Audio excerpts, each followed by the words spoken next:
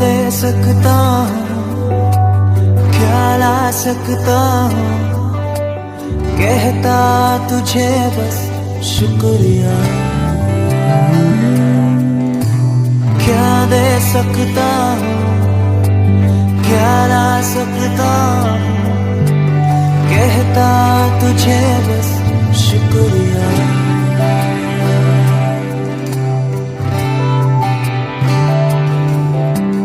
तुझ में ही मेरी सुबह, तुझ में ही हर शाम, तुझसे ही करता शुरू हर कोई काम। तुझ में ही मेरी सुबह, तुझ में ही हर शाम, तुझसे ही करता शुरू हर कोई काम। शुक्रिया करता हूँ मैं लेके तेरा नाम, आदर और धन्यवाद आज तेरे नाम। शुक्रिया शुक्रिया शुक्रिया शुक्रिया तेरा शुक्रिया शुक्रिया शुक्रिया यीशु तेरा।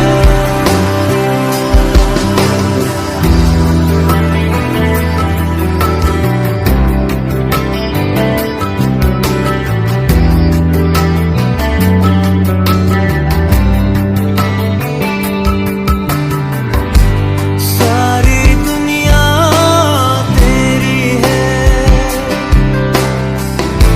सब कुछ तूने रचाया है। सारी दुनिया तेरी है, सब कुछ तूने रचाया है। मुझको भी तूने बनाया है, तेरे जैसा किया है।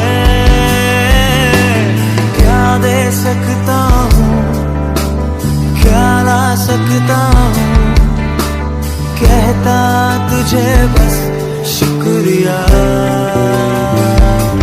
वो क्या दे सकता हूँ, क्या ला सकता हूँ, कहता तुझे बस शुक्रिया। शुक्रिया शुक्रिया तेरा शुक्रिया शुक्रिया शुक्रिया यीशु तेरा।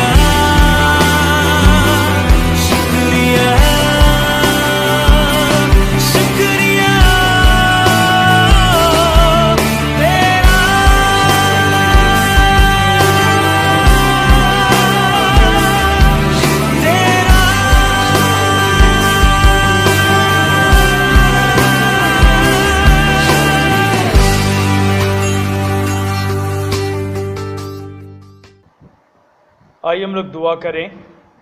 आए खुदावंद, एक दफ़ा फिर तेरी हजूरी में आते हैं, धन्यवाद देते हैं आज के इस खूबसूरत दिन के लिए जो तूने हमारी ज़िंदगी में दिया। खुदा बाप के आज एक दफ़ा फिर हम तेरी इस हैकल की 44वीं सालगिरह के मौके पे मौजूद हैं।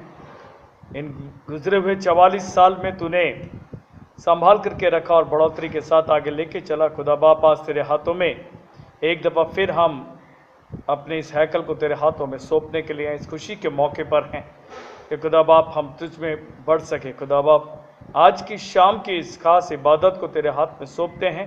तू हमारी अगुवाई करना कि हम तुझ में होकर अपने हर एक काम को पूरा करें। तू हमारे साथ हो। सब कुछ तेरे नाम से मांगते हैं खुदा, सुनो कबूल कर, आमीन। आइए वो देखेंगे मुकद्दस भजन संहिता की किताब, उसका 127 बाब और उसकी पहली आयत से। भजन संहिता की किताब, उसका 127 बाब और उसकी पहली आयत से, जहां पे लिखा है, यदि घर को यहोवा ना बनाए तो उसके बनाने वालों का परिश्रम व्यर्थ होगा। यदि नगर की रक्षा यहोवा ना करे तो रखवाले का जागना व्यर्थ ही होगा। तुम जो सवेरे उठते और देर करके विश्राम करते और दुख भरी रोटी खाते हो, ये सब तुम्हारे लिए व्यर्थ ही है, क्योंकि वे अपने प्रियो को यूं ही नींद प्रदान करता है। देखो, लड़के यहोवा के दिए हुए भाग हैं, गर्भ का फल और उसकी ओर से प्रतिफल है। जैसे वीर के हाथ में तीर, वैसे ही जवानी के लड़के होते हैं। क्या ही धन्य वे पुरुष जिसने अपना तरकश को उनसे भर लिया हो। वे फाटक के पास शत्रु से बातें करते संकोच ना करेगा। आज की इस खूबसूरत शाम के अंदर जब हम मौजूद हैं, हम खास तौर से आज अपने चर्च की 44वीं सालगिरह के मौके पर मौजूद हैं। हम जानते हैं किस प्रकार इन गुजरे हुए 44 सालों के अंदर कितनी दफ़ा उतार चढ़ाव हमारे कलीसिया में रहे। काफ़ी लोग आए, काफ़ी लोग चले गए और खुदावंद का कार्य कभी रुका नहीं। सबसे बड़ी बात है कि परमेश्वर का कार्य नहीं रुका, परमेश्वर का कार्य हमेशा बढ़ता रहा और चलता रहा। आज खुदावंद का शुक्र है कि हम जब इस 44वीं सालगिरह के मौके पर हैं, हम इस कोविड-19 की वजह से सब लोग मौजूद नहीं हैं।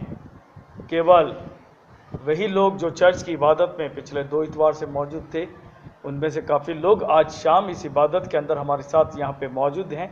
बाकी सारे परिवार इस समय ऑनलाइन इस दुआ के अंदर हैं। लेकिन हम खुदा का शुक्र देते हैं कि खुदा ने हमें इन 44 साल में बढ़ाया है और अपनी आशीषों से भरा है। और इस समय को देखते हुए, जब इतनी बड़ी संकट का समय है, इतनी बड़ी परेशानियों का समय है, इन सारी चीज़ों को देखते हुए भी हम चलते हुए परमेश्वर के इसी वचन को, जो भजन संहिता 127 उसकी पहली और दूसरी आयत हमको दी है खुदा ने, हम उसी को देखते हैं कि हम इस महामारी से, इन कष्टों में, इन तकलीफ़ों में भी निकल कर खुदा के हाथ में हैं और खुदा ने हमें सुरक्षित रखा है। हम जानते हैं इस गुजरे हुए साल के अंदर बहुत सी दफ़ा हमारे चर्च के खिलाफ भी बहुत सी चीज़ें हुई।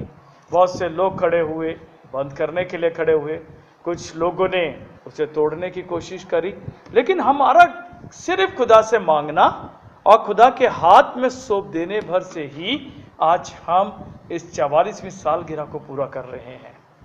क्यों? क्योंकि खुदावंद का वचन हम जैसे देखें, भजन संहिता 127 उसकी पहली आयत में जिस प्रकार वो कहता है, यदि घर को यहोवा ना बनाए, यदि घर को यहोवा ना बनाए तो उसके बनाने वाले का परिश्रम व्यर्थ होगा, और यदि नगर की रक्षा यहोवा ना करे तो जागने वाले का परिश्रम भी व्यर्थ होगा।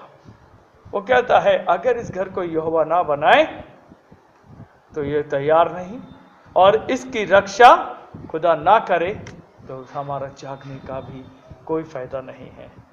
इन 44 दिनों के, इन 44 सालों के अंदर हमने अपने आप को, अपनी कलीसिया को, हम जानते हैं हमने हमेशा खुदा के हाथ में छोड़ करके रखा है। आप सब जानते हैं हमने किसी भी सिक्योरिटी गार्ड को नहीं रखा। आप जानते हैं हमारे पास कोई, हमने सफाई करने के लिए खास किसी को नहीं रखा, क्योंकि खुदा का घर है, हम सब लोग मिलकर इस काम को करते हैं। गार्ड इसलिए नहीं है क्योंकि हमारी शायद उतनी आर्थिक अभी स्थिति नहीं है कि हम किसी को परमानेंट यहाँ पे रख सकें, लेकिन हम जानते हैं और भरोसा और विश्वास के साथ चलते हैं कि हमारे खुदाउंद के हाथों में हम रोज दुआ करते हैं और छोड़ते हैं और खुदाउंद इसे संभालता है और परमेश्वर का घर सुरक्षित रहता है। ये वचन हम अक्सर अपने परिवार में, अपने घरों में तो जरूर देखते हैं, लेकिन आज हम यहाँ पे देखें खुदाउंद का घर। आज हमारी कलीसिया के जो 44 साल हैं, कलीसिया का मतलब ये स्थान नहीं, कलीसिया का मतलब है हम सब लोग जो यहाँ पे मौजूद हैं, हम सब लोग जो इस सहभागिता के अंदर हैं। कलीसिया का मतलब एक एक शख्स जो खुदा की हजूरी में है, और ये भी जगह है जहां हम सब लोग बैठ करके एक मन एक लक्ष्य चित होकर के खुदा से मांगते हैं। मैंने बहुत दफा बोला कि बहुत सी दफा हम कह सकते हैं कि मैं तो अपने घर पे दुआ करूंगा, खुदा बाप वहां पे भी मिलता है। बिल्कुल आपको खुदा वहां भी मिलेगा, क्योंकि खुदा ने वायदा किया है। लेकिन उसकी हैकल में आने का मकसद होता है एक मन एक लक्ष्य, और सबसे बड़ी चीज एक चित्त होना। क्योंकि जब हम किसी के घरों में होते तो हम अक्सर इधर उधर की चीज़ों को देखना, मैंने देखा है, घर का क्या डिज़ाइन है, क्या पेंट है, कौन से मेक का टीवी है, इसने घर में अभी क्या किया है। अक्सर जब खुदावंद के वचन को दिया जाता है तो जो लोग सुनने वाले नहीं है वो अपने जीवन को सिर्फ इन्हीं बातों में लगा के रखते हैं, वो इन्हीं बातों को सुनते हैं। लेकिन खुदा के घर में जब हम आते हैं, जब हम चर्च आते हैं, यहाँ की दीवारें जैसे पहले थी वैसी हैं, कुछ नहीं है, सिर्फ ऑल्टर वैसे ही है, और हमारा एक मन एक लक्ष्य होता है। और हमें मालूम है कि यहाँ बैठने के बाद मुझे केवल खुदा की बात को सुनना है, मुझे यहाँ किसी और चीज़ को देखने की ज़रूरत नहीं होती। इसलिए खुदावंद हमसे कहता है, ये खुदा का दिया हुआ बनाया हुआ घर है। खुदावंद जो हमसे कहता है कि वे अगर इसको ना बनाए तो बनाने वाले का परिश्रम व्यर्थ होगा, और इसकी रखवाली वो ना करे तो रखवाले का हमारा जागना भी व्यर्थ होगा। परमेश्वर अपने वचन से आज हमें कह रहा है, इस 44वें सालगिरह के अंदर हम याद रखें परमेश्वर का घर और उसकी कलीसिया, जिसकी हमारी आज 44वीं सालगिरह ये जो स्थापना है, ये दोनों चीजों की रक्षा करने वाला और इसको बनाने वाला केवल परमेश्वर है। परमेश्वर ने बनाया है, परमेश्वर ने रखा है, और इसीलिए उसने आपको और मुझे दिया है। इसीलिए उसने आपको और मुझे दिया है कि हम, ये भी जगह है जहां से हम आशीषित होते हैं। कितने लोग यहां तक पहुंचे, कितने लोगों ने अपने जीवन में आशीषित जीवन को पाया, कितने लोग यहां से निकलकर दूसरी जगहों पे तैयार होकर पहुंचे, कितने लोगों ने खुदावंद के आशीषों को पाया। ये सब चीज खुदावंद की ओर से है। अब से कुछ दिन पहले जब हम अपने चर्च के खोलने की तैयारी में थे, और उस समय हम लोग सफाई करने के लिए थे, 1 तारीख की हमारी तैयारी थी कि हम उस दिन अपने चर्च के अच्छे से सफाई कर लें, क्योंकि आने वाला इतवार जो होगा वे हमारा कलीसिया का रहेगा। हम उस तैयारियों के अंदर थे। उसी दिन एक जन आया और उसने आकर के पूछा, क्या चर्च अभी खुला है? और जब उसको बोला अभी नहीं खुला है, अभी समय लगेगा, अभी आने वाले समय के बाद होगा, लेकिन अभी कुछ नहीं है, क्योंकि हमारे को इस तरीके की मनाही है कि हम अभी बाहर के लोगों को नहीं कर सकते। तो उसने बोला, मैं पिछले 14-15 दिन से बहुत ज़्यादा बीमार हूँ। स्त्री थी वो, उसने बोला मैं बहुत बीमार हूँ और मैं चाहती हूँ कि मेरे लिए यहाँ पे दुआ हो जाए, क्योंकि मेरे को इंतज़ार है कब खुदा का घर खुलेगा और मैं कब अपनी चंगाई को पाऊँ। वो जो स्त्री थी वो मसीही नहीं थी, वो सरदारों फैमिली की थी, एक सिख परिवार की थी। और उसने आकर के कहा, अभी कुछ समय निकला, पिछले हफ्ते यहाँ पर जिस समय मौजूद था मैं, एक स्त्री आई, वो भी इसी तरीके से बहुत परेशान थी, और उसने भी आकर के बोला कि मुझे इंतज़ार है कब दुआ होगी, और उसके लिए उस समय दुआ करके उसको भेजा गया। याद रखिए, ये 44 साल की हमारी वे उपलब्धियां हैं कि खुदा ने हमें चुन करके रखा और हम खुदा के कार्य को करते हैं। हमारा काम खुदा के बीज को बोना है, और खुदाउंद इस बीज को फलवंत करने वाला है, खुदाउंद इस बीज को बढ़ाने वाला है। इन 44 सालों के अंदर देखिए, आज कोई ऐसा जन नहीं है जो हमारी कलीसिया के विषय में नहीं जानता। आज हम में से कोई ऐसा नहीं है जो अपने कलीसिया के अंदर होने वाले कार्य के लिए नहीं जानता है। निस्वार्थ हमें बढ़ने की ज़रूरत है। खुदा ने हमें चुना है, खुदा ने हमें रखा है, और खुदा ने हमें यहाँ पे रखा है। और इसीलिए खुदाउंद हमारी इन बातों को देखकर हमारी कलीसिया का एक प्रेम, एक सहभागिता, एकाग्रता देखते हुए खुदावंद हमसे क्या कहता है, हम देखें। भजन संहिता की किताब उसका 132 बाब और उसकी 14 आयत। भजन संहिता की किताब उसका 132 बाब और उसकी 14 आयत को देखे, जहां पे खुदावंद का वचन कहता है, ये तो युग युग के लिए मेरा विश्राम स्थान है, यही मैं रहूंगा क्योंकि मैंने उसको चाहा है। वो कहता है ये युग युग के लिए, ये हमेशा हमेशा के लिए मेरा विश्राम स्थल है और मैं यहीं पे रहूंगा क्योंकि मैंने इसे चाहा है। खुदावंद हमेशा यहाँ रहने वाला है। वो कहता है मैंने इसे चाहा है और ये युग युग के लिए मेरा विश्राम स्थल है। यकीन रखिए, हम रोज़ खुदा के साथ जब पढ़ते हैं, अपनी हैकल के लिए रोज़ दुआ करते हैं, खुदा बाप तैयारी दें कि हम इसे पूरा करें, हम इसको रख सकें, क्योंकि ये खुदा का घर है। इसी बाबत हम लोग तैयारी में हैं।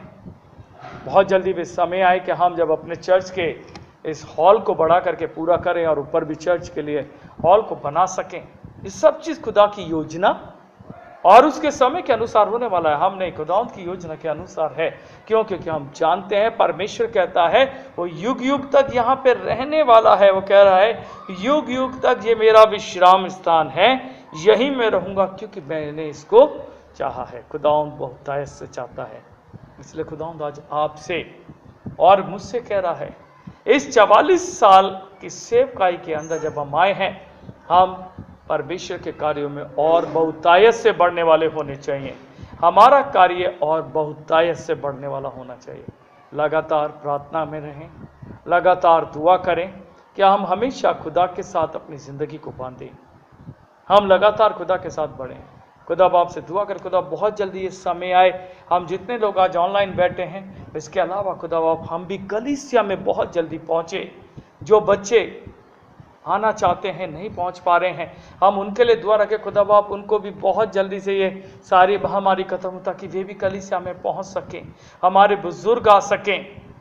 हम सब मिल करके आने वाले दिनों में तुझे धन्यवाद दे खुदा बाप। तेरे ये 44 साल तूने हमें दिए हैं, इन 44 साल के अंदर धन्यवाद देते हैं कि तूने हमें संभाला। 24 जून 1976 जब हमारे बुजुर्ग पासवान ने इस विषय में सोचा और इसको शुरू किया, तब हम बहुत कम थे, लेकिन खुदावंद आज तेरी मर्जी के अनुसार है, आज तेरे कार्य के अनुसार है कि हम सब यहाँ पे मौजूद हैं। खुदा बाप को जाने दे, तेरे ऊपर विश्वास इसी प्रकार हमारा अटल रहने पाए। हमने 44 हैं खुदा बाप, अभी और ना जाने कितने साल हमें देखने हैं। खुदा बाप तेरा ये घर, तेरी ये जगह इसी प्रकार हमेशा खड़ी रहने पाए, तेरे फरिश्तों के साथ रहने पाए। खुदा बाप तेरा वचन, तेरी ये बातें जो हमें उत्साहित करती हैं, खुदा बाप हमेशा हमें बने रहे। सब कुछ तेरे नाम के द्वारा खुदा बाप हमारे जीवन में कार्य करे। हम खुदा उनके वचनों से आशीषित हो। आइए हम लोग दुआ करें। आए खुदावंद एक दफ़ा फिर तेरे पास आते हैं, धन्यवाद देते हैं आज के सुंदर दिन के लिए खुदा बाप, जब हम अपने 44वें साल की सालगिरह के मौके पर हैं। इस हैकल में हम चंद लोगों के साथ मौजूद हैं, बाकी सब लोग घरों पर हैं खुदा बाप, लेकिन हर एक के साथ हमारा मन मिला हुआ है। हर एक जन इस समय इस सेवकाई के अंदर मौजूद है खुदा बाप। गुजरे हुए समय में जो उतार चढ़ाव रहे, उसमें से तू हमें निकाल के अपने स्थिर रखता है खुदा बाप। हो जाने में धन्यवाद देते हैं खुदा बाप। तूने हमारी कलीसिया को इस्तेमाल किया कि हम बहुत से कार्यों को कर सके खुदा बाप। हो जाने दे, तेरी बातें, तेरा वचन हमेशा हमारे जीवन में कार्य करे, हम तुझ में हमेशा अपने जीवन के अंदर बढ़ते चले जाएं। दुआ करते हैं खुदा बाप, जो लोग बीमारी में हैं, तकलीफ में, परेशानी में हैं, एक एक को शिफा से भरना, सब तेरे नाम के द्वारा शिफा पाएं, महामारी का अंत हो सके। हम एक दफ़ा फिर तेरे साथ मिल करके एक साथ बैठ करके दुआ कर सकें खुदा बाप। तू हमेशा हमारे साथ होना, तेरा वचन हमारे जीवन में कार्य करे। एक दफ़ा फिर तेरे लहू का बाड़ा, तेरे फरिश्तों का बाड़ा तेरी हैकल के चारों ओर लगाते हैं, तेरी कलीसिया के एक एक जन की ओर लगाते खुदा बाप। तू सबको सुरक्षित रखने वाला है, तू हमारे साथ हो। सब कुछ तेरे नाम से मांगते खुदा, सुनो कबूल कर, आमीन। जैसा हमारे मुंजी मसीह ने सिखाया, हम उससे यूँ दुआ करते हैं, आए हमारे बाप तू जो आसमान पर है, तेरा नाम पाक माना जाए, तेरी बादशाहत आए, तेरी मर्जी जैसे आसमान में पूरी होती है ज़मीन पर भी हो। हमारे रोज़ की रोटी आज हमें बख्श दे, हमारे कसूरों को माफ़ कर कि हम भी अपने कसूरवारों को माफ़ करते हैं। हमें आजमाइश में ना पड़ने दी बल्कि बुराई से बचा, क्योंकि बादशाहत, कुदरत और जलाल हमेशा तेरा ही है। आमीन। और अब हमारे खुदावंद यीशु मसीह का फजल, खुदा बाप की मोहब्बत और रूह पाक की रिफाकत और शराकत हम सभी के साथ अब से लेकर हमेशा तक होती रहे। आमीन।